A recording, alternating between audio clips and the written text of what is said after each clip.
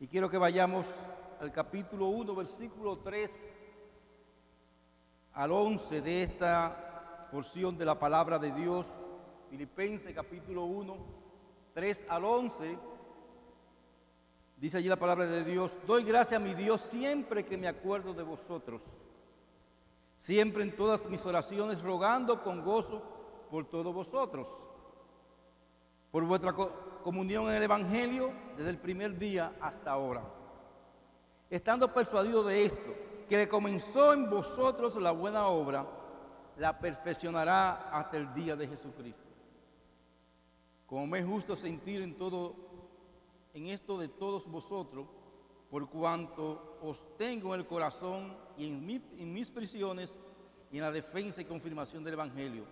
Todos vosotros sois participantes conmigo de la gracia. Porque Dios me es testigo de cómo os amo a todos vosotros con el entrañable amor de Jesucristo.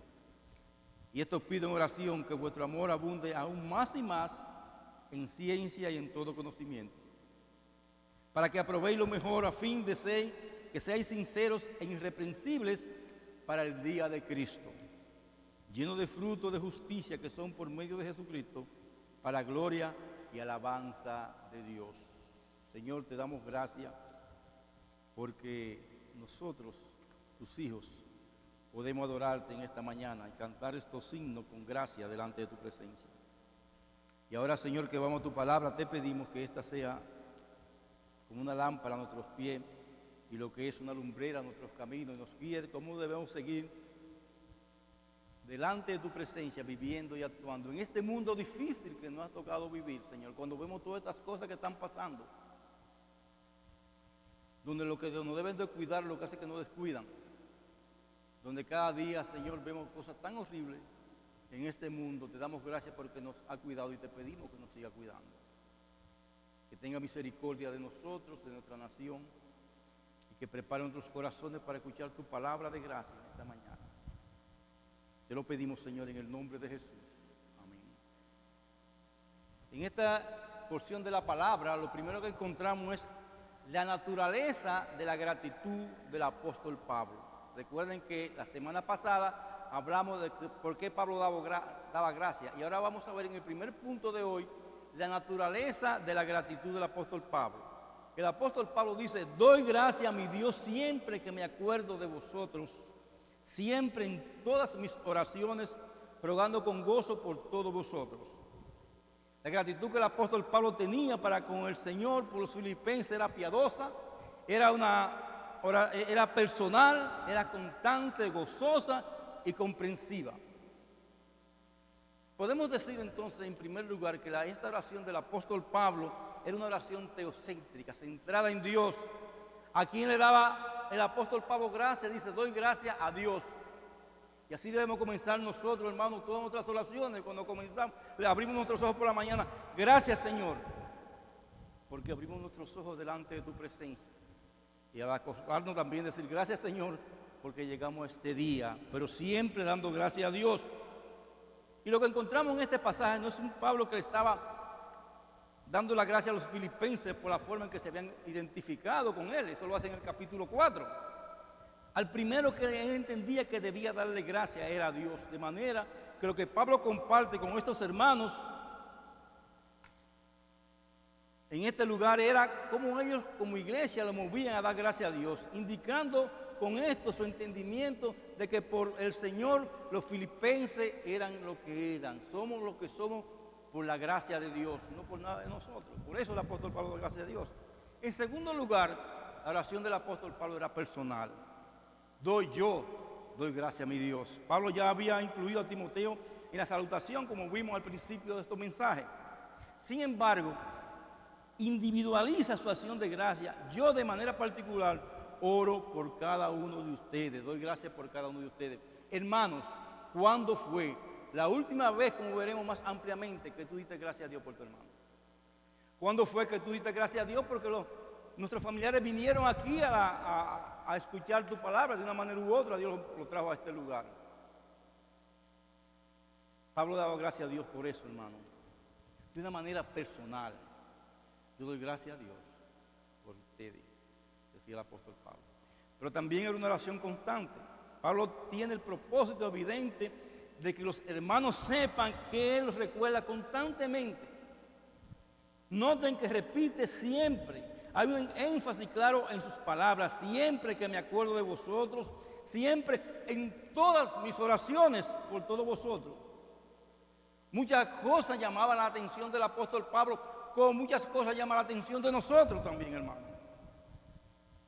Iglesia que tenía que supervisar, hermano que tenía que trabajar, un equipo de misioneros junto con él. Sin embargo, él no se olvidaba de una manera personal de orar por los filipenses. Para nosotros tenemos que hacer mucho esfuerzo para entender que aquello que siempre es recordado en nuestras oraciones debe ser algo muy querido en nuestro corazón. Y Pablo muestra que estos hermanos eran muy queridos en sus oraciones. Pero si ustedes recogen todas las oraciones de las cartas del apóstol Pablo, él menciona hasta por nombre por quien oraba. Y yo te pregunto, hermano, ¿tú mencionas por nombre por quien tú oras aquí en la iglesia? Así llamaba Pablo a los filipenses y a todos los hermanos que él conocía y aún por los que no conocía, como veremos posteriormente en otros mensajes. Y yo me pregunto, hermano, cuando tú ves un hermano que falta, cuando tú ves que hay problemas, hermano, ¿tú oras por ese hermano? ¿Tú pides por él? Por esa hermana que ha tenido alguna dificultad en su vida. ¿Eres constante en esa oración? Pero no solamente el apóstol Pablo oraba de esa manera, con constancia y con gozo, sino que también lo hacía de una manera gozosa. La oración, hermano, es algo pesado. Levantarnos por las mañanas a orar o en la noche se nos hace pesado. Yo admiro a esos hombres como Martín Lutero, como Spurgeon, que se levantaban por la mañana y oraban horas. Nosotros con 5 minutos y el internet y el chateo, se nos olvida de orar tanto tiempo, hermano. Y hacerlo con gozo mucho más difícil. Dice que el apóstol Pablo oraba con gozo. Pablo sentía un gran gozo en su corazón cuando oraba por estos hermanos. Era un deleite para él, orar por ellos. Y cuando daba acción de gracia a Dios, su alma se llenaba de una gran satisfacción espiritual por todo el bien que había sido derramado sobre esos hermanos. Sin embargo, en el libro de Romanos, él daba testimonio de cómo oraba por la salvación de los judíos. Pero ¿cómo lo hacía, hermano? Dice lo siguiente, en el capítulo 9, versículo 1 al 3 de Romanos. Y es una oración triste que a veces hacemos por nuestros familiares. Verdad digo en Cristo, no miento, y mi conciencia me da testimonio en el Espíritu Santo, que tengo gran tristeza y continuo dolor en mi corazón, porque deseara yo mismo ser anatema, separado de Cristo por amor a mis hermanos, lo que son mis parientes según la carne. No había gozo en esa oración, hermano, pidiendo. Y así debemos nosotros pedir también a nuestros familiares. Está hablando del gozo, pero, hermano, hay oraciones que nos dan tristeza. Cuando alguien parte de la presencia de Dios, aún nosotros habiendo orado por él, y esa persona partió sin Cristo. Cuando una persona se ha apartado de la fe, hermano, y nosotros hemos orado por él, y esa persona está en un mundo completamente caído, viene tristeza en nuestras vidas. Por eso vemos que también el apóstol Pablo oraba con gozo, pero oraba con tristeza. Pero no era así por los filipenses. ¿Por qué razón? Porque los filipenses tenían otro estado de vida, de gracia y de verdad. Y estos hermanos eran un estímulo de gozo para Pablo en medio de sus aflicciones. Recuerden que el apóstol Pablo está preso. Y en medio de sus aflicciones de una cárcel romana, que no era nada fácil, el apóstol Pablo estaba gozoso porque podía orar por estos hermanos. Pero también, en quinto lugar, esta era una oración comprensiva. Él no oraba por algunos individuos de la iglesia. No oraba exclusivamente por los pastores y diáconos. Aunque se debe orar por los pastores y los diáconos. Vayan a no hacerlo. No oraba por la iglesia en general, sino por los miembros individuales de la iglesia. Él fue muy cuidadoso en hacer ver que estaba interesado en el bienestar de cada hermano. Y es un sentimiento que debe estar en nuestros corazones. Nosotros tenemos que estar interesados en el bienestar espiritual y las añadiduras también por cada hermano. En el versículo 4 dice que ruega por todos Y en el versículo 7 dice, me es justo sentir esto de todos vosotros. Todos vosotros sois participantes conmigo de la gracia. Y después en el versículo 8 agrega, porque Dios me es testigo de cómo os amo a todos vosotros con el entrañable amor de Jesucristo. Esa era la naturaleza de la oración del apóstol Pablo por los filipenses. Pablo daba gracia aún por Evodia y Síntica, que en medio de la iglesia tenían un problema entre ellas. Y oraba por ellas. Y daba gracia porque aunque esas mujeres tenían un conflicto que él estaba corrigiendo, no impedía que esas dos mujeres eran dos siervas de Dios dentro de la congregación. Y oraba por ellas. Y esa es la oración que debe estar en nosotros, hermano. De esa manera. Ahora bien, usted puede preguntarse, aquí esto viene a nuestro segundo punto, ¿cuál era la base de esa oración? Dice en los versículos 5 al 8 lo siguiente, de Filipenses capítulo 1. Por vuestra comunión en el Evangelio, desde el primer día hasta ahora, estando persuadido de esto, que le comenzó en vosotros la buena obra, la perfeccionará hasta el día de Jesucristo. Como me es justo sentir esto de todos vosotros, por cuantos tengo en el corazón y en mis prisiones y en la defensa y confirmación, y agrega lo siguiente en ese texto del Evangelio, todos vosotros sois participantes conmigo de la gracia, porque Dios me es testigo de cómo os amo a todos vosotros con entrañable amor de Jesucristo. La base de su gratitud es expresada de varias maneras aquí en estos versículos. Primero, la comunión de los filipenses, que tenían los filipenses en el Evangelio. Algunos han sugerido que esa frase hace referencia a las ofrendas que Pablo recibió en medio de la cárcel. Sin embargo, la frase, desde el primer día hasta ahora, parece indicar que se refiere más bien a su identificación con los intereses del reino de Cristo y la proclamación de su Evangelio. La palabra que aparece aquí es la palabra koinonía, la cual involucra el compartir una misma posición, un interés mutuo o seguir el mismo objetivo. Los filipenses, aunque lejos, estaban participando con Pablo en su labor, sufriendo gozo y bienestar materiales. Era una iglesia con la misma mentalidad del apóstol Pablo. Y él daba gracias a Dios por ellos porque tenía el mismo fervor por la extensión del reino. Hermano, y eso es un deseo que debe estar en nosotros, o una oración que debe estar en nosotros, pero ahí que hay un principio para nosotros. Nos gozamos cuando usted extiende el reino de Dios a otros lugares. Estas personas abrazaron el Evangelio de Cristo, algunos desde hace más de 10 años, y estaban perseverando en el Señor Jesucristo. Y esa constancia y obediencia de estos hermanos era motivo más que suficiente para recordarles en oración con acciones de gracia, como hace el apóstol Pablo. Estaban constantes. Oh, pastor, y los que no están constantes, ¿qué pasó? También debemos orar por ellos, más que por los que están constantes. Y aquí debemos dar una nota. Lo que podemos observar en esta sesión y en las labores apostólicas registradas en el libro de los Hechos, que nos enseña que para los siervos de Dios era mucho más importante conocer de la perseverancia de los creyentes y su vida fructífera que oír de multitudes que aparentaban ser creyentes. El apóstol Pablo, hermano, estaba más agradecido en sus oraciones por lo que estaban perseverando y oraba por ellos que multitudes dentro de la iglesia. Él le agradaba orar por lo que estaban perseverando en el Señor. Y el regocijo que vemos en Pablo al estudiar las epístolas se evidencia más cuando él se enteraba de la perseverancia de los hermanos. Nos gozamos cuando escuchamos, ese hermano tiene 40 años en el Evangelio y se ha mantenido fiel. Y eso el apóstol Pablo estaba orando por eso, oraba por estos hermanos, por su perseverancia en el Señor.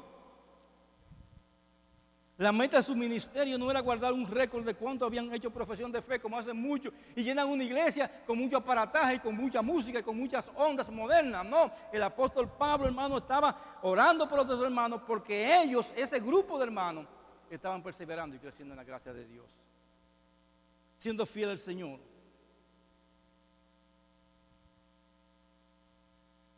En Hechos 2 destaca que los primeros discípulos perseveraban unánime en la doctrina apostólica y en la comunión uno con otros. Y esa es un motivo suficiente para orar, no importa el tamaño de la iglesia. Que esos hermanos en ese lugar estén haciendo lo que Dios le ha mandado a hacer. Hermano, cuando la iglesia de Jerusalén se enteró de que en Antioquía muchos habían creído, enviaron a Bernabé, y dice Lucas en Hechos capítulo 11, versículo 23, cuando llegó y vio la gracia de Dios, se regocijó y exhortó a todos a que con propósito de corazón permanecieran fieles al Señor. Y eso es nuestra exhortación.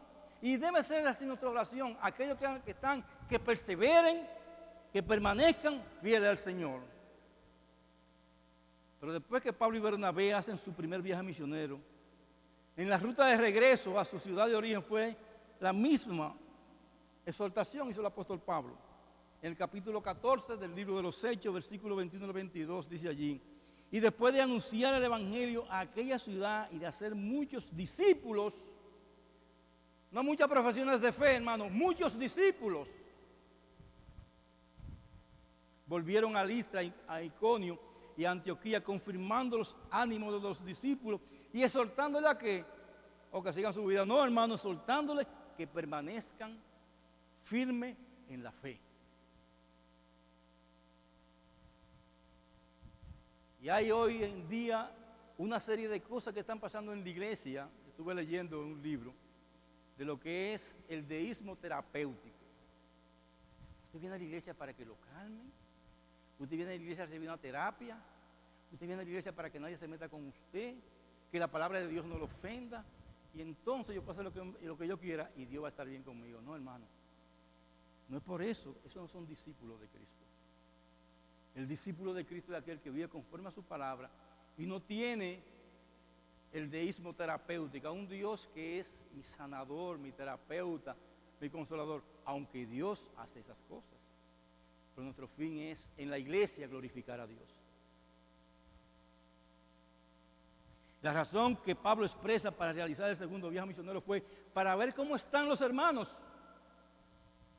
Cuando se introduce a su tercer viaje misionero en Hechos 18:23 dice: salió recorriendo por orden la región de Galicia y de Frigia, confirmando a quién, a todos los que hicieron profesión de fe, no, a todos los discípulos.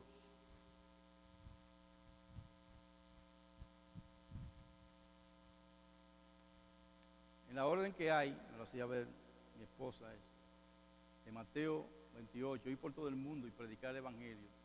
El problema, el énfasis no es ir, sino ir por todo el mundo y predicar el evangelio y hacer discípulos. Ahí que está el énfasis en el texto. Y Pablo oraba por los discípulos.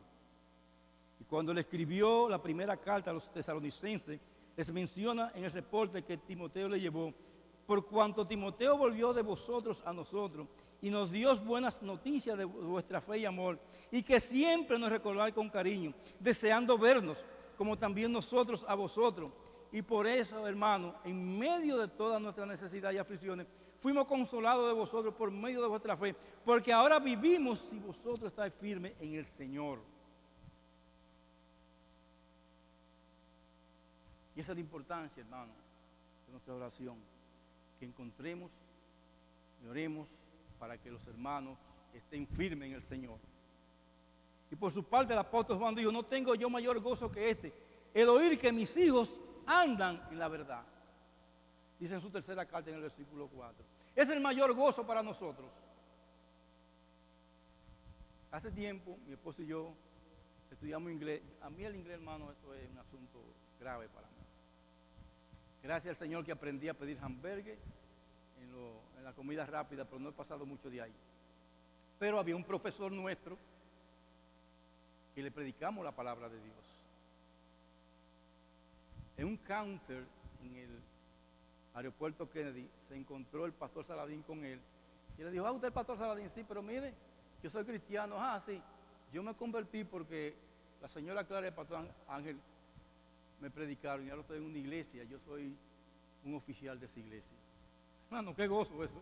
No porque nosotros hayamos hecho, porque somos instrumentos de Dios para eso. Es encontrar que los nuestros andan en los caminos de Dios. Una vez fuimos a visitar a una persona enferma en el hospital Ligo Seara, Marión, como le han llamado mucho, que ahora el Instituto del Cáncer. Y en la iglesia que yo me convertí hace 40 y pico de años, le llevamos la palabra de Dios a esa persona.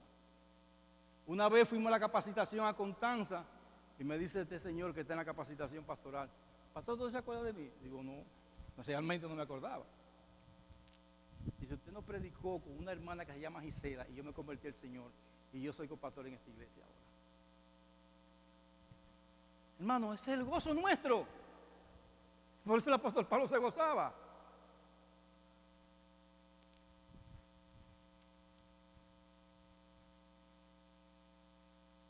Pablo daba gracias a Dios porque los filipenses habían permanecido fieles en el Evangelio y desde el primer día hasta ese momento.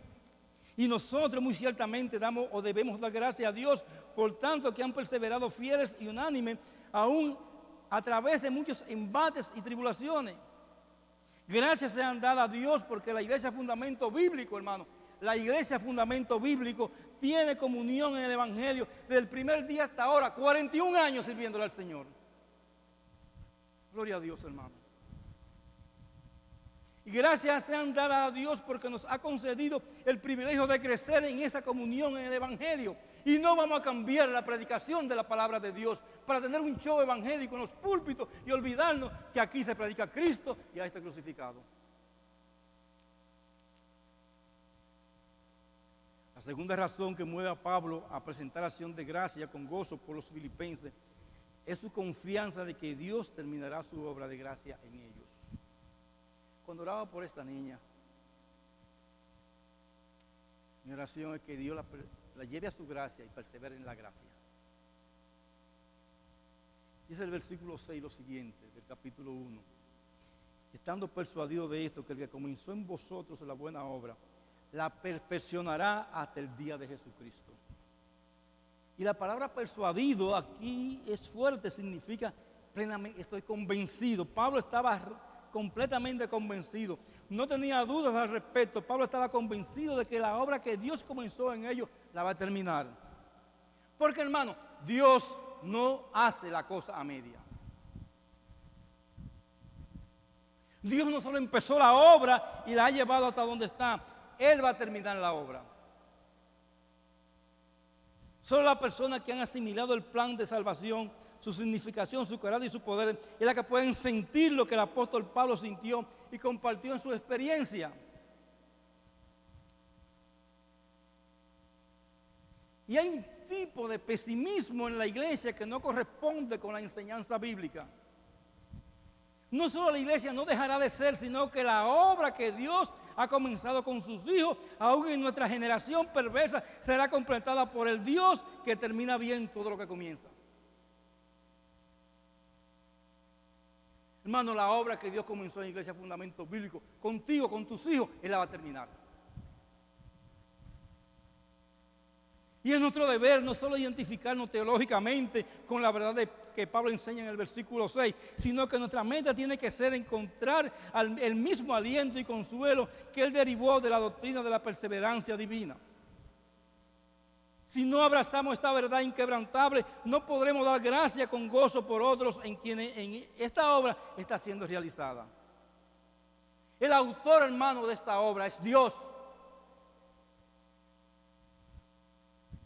Fue de Dios quien comenzó la obra en los filipenses, esa buena obra. Y la confianza de Pablo no estaba basada en que los originadores fueron los mismos filipenses. Y él había visto suficiente para saber que ni siquiera los mejores hombres pueden comenzar una obra de esta naturaleza. Su confianza tampoco radicaba en que fue él que, como apóstol, que le predicó originalmente a estos hombres y quien luego les envió personalmente. Su confianza estaba basada primeramente, primordialmente, en que evidentemente Dios comenzó la obra y no iba a abandonarlo a ellos.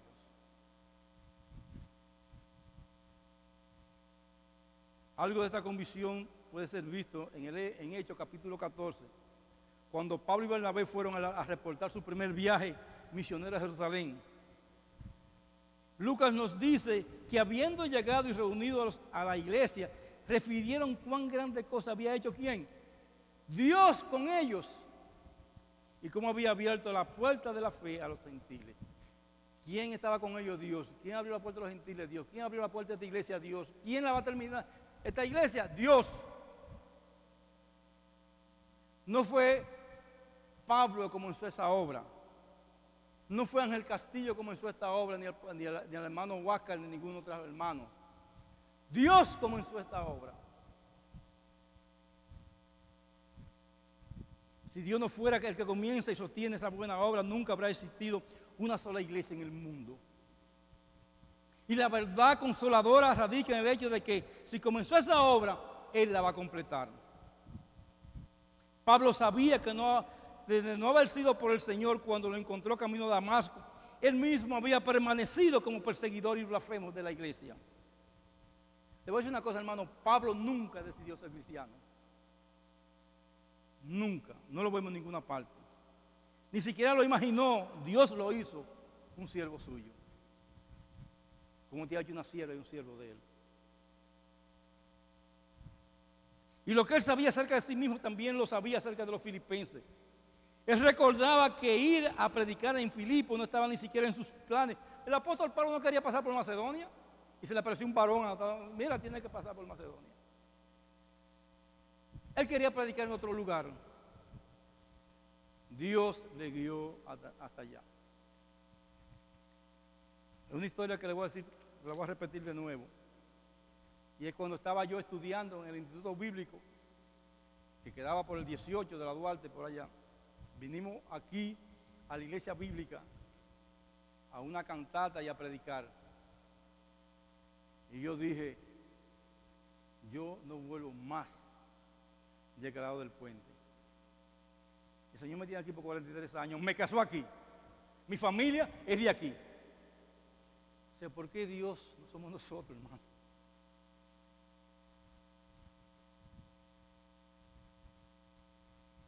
Por eso cuando Pablo narra la conversión de Lidia, se nos dice claramente que fue Dios quien abrió su corazón. ¿Cómo ha abierto el corazón de cada uno de ustedes? El hecho de que Dios es quien abre en el corazón de los hombres. Pues el hecho es Dios que abre el corazón de los hombres y de las mujeres. Él elige, Él llama, Él regenera, da arrepentimiento y fe, justifica, adopta, santifica, preserva y glorifica a sus hijos.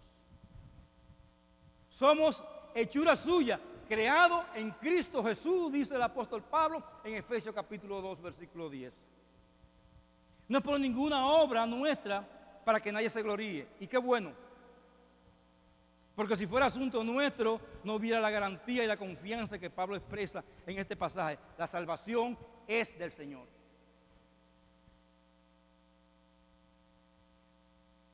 ¿Cómo debemos nosotros correr la carrera que tenemos por delante? Dice, puesto los ojos en Jesús, el autor y el consumador de nuestra fe. Dice Hebreos capítulo 12, versículo 2. Dios comienza la obra y continúa con nosotros a todo lo largo del camino. Y usted se pregunta, ¿y por qué tanto descae y desfallecen? Porque de alguna manera, aunque sabe que Dios es el que comienza la obra, piensa que están solos en el desenvolvimiento diario de su vida cristiana. Tú no estás solo, Dios está contigo. Tú te has apartado de Dios, pero Dios sigue contigo. Cuando yo me alejo de ese abanico, no recibo el fresco de aquí. Cuando me alejo de Dios, yo me he apartado de la gracia de Dios, pero cuando me acerco vuelve el fresco, así con Dios. Dios comienza la obra y continúa con nosotros a todo lo largo del camino.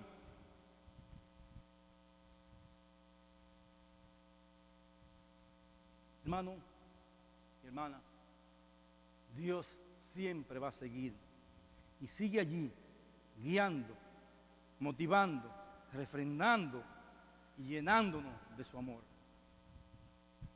Que la venta de nuestros pecados no dejan ver esas cosas muchas veces. Pero habrá un final para todo este proceso. Dios no dejará esa obra sin concluir. Eso sería una contradicción de su carácter. Somos nosotros los hombres los que hacemos las cosas mientras nos dure el entusiasmo. Nos proponemos hacer una cosa y comenzamos, pero no terminamos porque se nos fue el entusiasmo. A Dios nunca se le va a ir el entusiasmo de cuidarnos, de amarnos y de preservarnos a nosotros, hermano.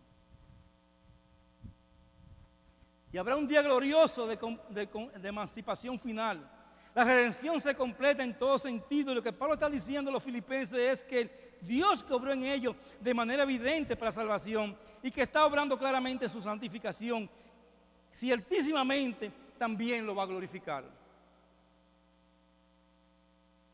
Por eso dice en Romanos capítulo 8, versículo 30 al 31, y a los que predestinó, a esto también llamó. Y a los que llamó, a esto también justificó. Y a los que justificó, a esto también glorificó. ¿Qué pues diremos a esto? Si Dios por nosotros, ¿quién contra nosotros?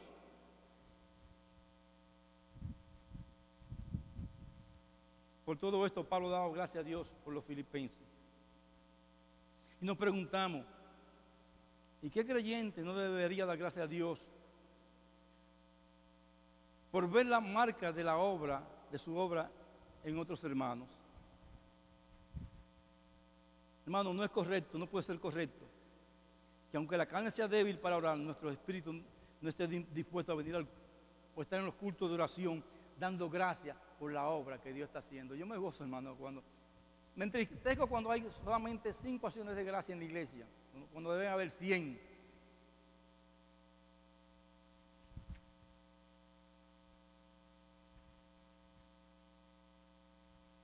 Glorifiquemos a Dios dándole gracias por el bien que Dios nos ha dado a cada uno. Yo me gozo al ver a Oscar, a Gina aquí con su familia, con sus hijos. Eso es parte del bien que Dios nos da, porque ellos vengan a escuchar y a traer sus niños aquí a escuchar la palabra. Damos gracias por eso, hermano. Damos gracias cuando se han levantado algunos de sus camas que no pueden ir a otro lugar. La tercera y última razón, o la penúltima razón, más brevemente, por la que Pablo daba gracias a Dios por los filipenses fue por la identificación de esa iglesia con su encarcelamiento y juicio. El apóstol Pablo estaba preso, pero esta iglesia estaba orando por el apóstol Pablo. Le mandó una ofrenda para su sustento, le mandó a otro consiervo para que estuvieran con él. Esa iglesia se preocupó por estos hermanos por este hermano, y Pablo daba gracias por eso. Él estaba presa por causa del evangelio, estaba defendiendo y confirmando el evangelio de las falsas acusaciones que era sometido. Y en todo esto, hermano, los filipenses fueron uno con el apóstol Pablo. Por eso, hermano, quiero aclarar esto. Cuando un hermano cae de alguna manera, ya sea preso o lo que sea, y aún su causa sea justificada, nosotros debemos estar con él. Porque estamos viviendo de este lado del mundo con muchos errores.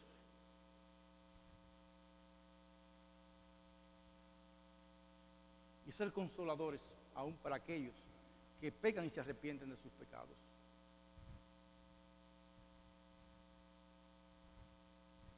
Por eso la disciplina de la iglesia no puede ser un castigo, sino una restauración. Nosotros dicen que muchas iglesias es el único ejército que abandona a sus soldados heridos. Hermano, cuando están heridos, nosotros tenemos que curarlos. No importa cuán graves sean esas heridas. La iglesia de Filipo hizo el problema del apóstol Pablo su problema. Y es una actitud que debe estar en cada uno de nosotros. Y finalmente, hermano, en medio de este reporte, de esta oración de acción de gracia, Pablo se asegura de transmitir el amor que tiene por ellos. En el versículo 7 dice, os tengo en el corazón. No como los políticos que yo tenía, no, lo tenía realmente en el corazón. Y luego en el versículo 8 da una declaración bien expresiva. Dios me es testigo de cómo os amo a todos vosotros con el entrañable amor de Jesucristo. Pablo le está diciendo, yo los amo como algo del amor de Jesucristo, como el amor de Cristo que tiene por ustedes.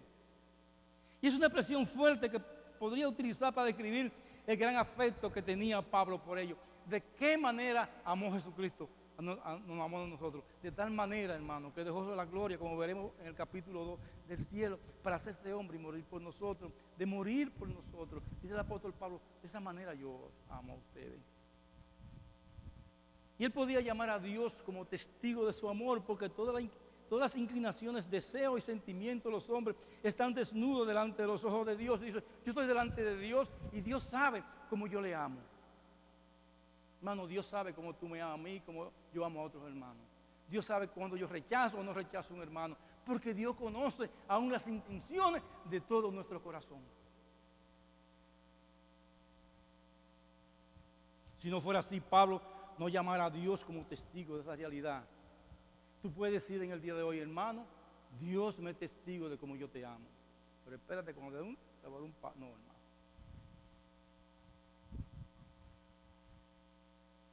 Y lo que el apóstol Pablo quiere asegurar con esta expresión, que realmente amaba a sus hermanos. Y yo te pregunto, ¿tú amas a los hermanos de esa manera? Ah, porque está descarriado, bueno, pues ayúdalo al camino para que vuelva otra vez.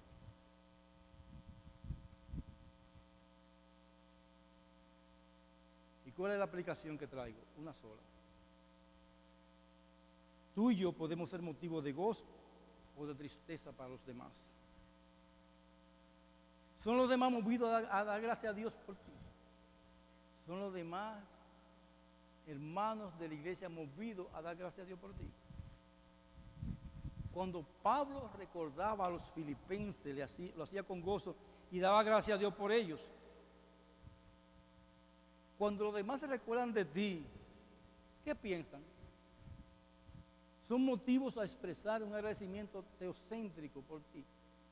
Señor, yo agradezco, yo oro por ese hermano. Qué bueno, Señor, que tú estás obrando en esa vida. A dar gracias a Dios, tú das gracias a Dios por lo que Dios está haciendo en ese hermano. Y a ti, hijo, dan tus padres gracias a Dios por ti, por tu obediencia y respeto. Porque ven a ti un hijo piadoso y afable y amoroso. Es por todo que debemos dar gracias a Dios. También nuestros hijos y tus hijos tienen que ser amables y amorosos contigo. ¿Son tus pastores movidos a dar gracias a Dios por ti? Bueno, debemos dar siempre gracias a Dios, pero ¿son movidos realmente por Dios? Y como dije en el mensaje pasado, y esto es a ti, amigo que nos visita, hoy quisiéramos dar gracias a Dios por tu conversión, de que tú viniste a los pies de Cristo, de que Cristo te convenció de pecado y nosotros vamos agradecidos delante de la presencia de Dios, decir, gracias Señor, por contestarte nuestras oraciones por tanto tiempo, por mi hermana, por mi hermano, por mi hijo. Queremos dar gracias a esa gracia a Dios. Por eso te pedimos, hermano, amigo que nos visita y familia. No hay mejor regalo para nosotros que tú escuches la voz de Dios y venga a los pies de Cristo. Vamos a orar. Te damos gracias, Señor, por tus misericordias, por tu amor para con nosotros y el amor que tú has derramado en nuestros corazones para que nosotros hagamos, Señor, esta obra. Bendice, Señor, y también bendice este tiempo de Santa Cena, donde vamos a recordar la muerte preciosa de Cristo en la cruz del Calvario, quien pagó por nuestros pecados. Y hoy podemos dar gracias por esa obra maravillosa. Bendícenos, Señor, que recordemos en este tiempo la muerte del Señor Jesucristo.